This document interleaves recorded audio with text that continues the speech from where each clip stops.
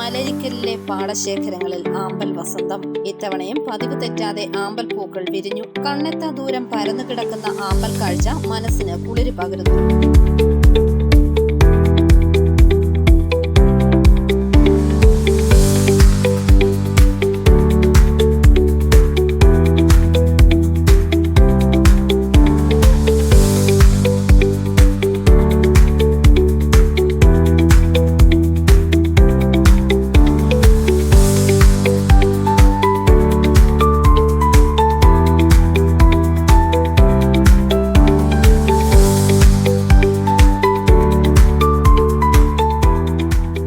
പൂക്കൾ ഒരുക്കുന്ന ഈ മനോഹര കാഴ്ച ആസ്വദിക്കാൻ സഞ്ചാരികൾ എത്തിത്തുടങ്ങി.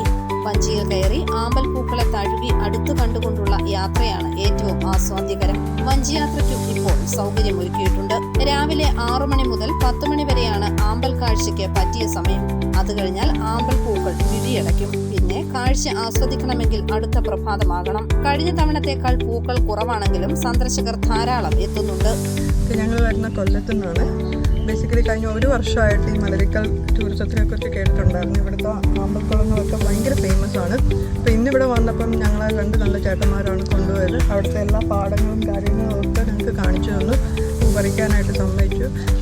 ഏറ്റവും നല്ല സ്ഥലമാണ്. ആൾക്കാർക്ക് ഇവിടെ വന്ന് പരിമിതമായ റേറ്റിൽ ഇവിടെ വന്ന് കാര്യങ്ങൾ നല്ല രീതിയിൽ കണ്ട് ആസ്വദിച്ചിട്ട് നല്ല ഫോട്ടോ സെക്ഷൻസ് ഒക്കെ എടുക്കാൻ പറ്റുന്ന ഒരു സ്ഥലമാണ് മലരിക്കൽ. എല്ലാവരും വരണം.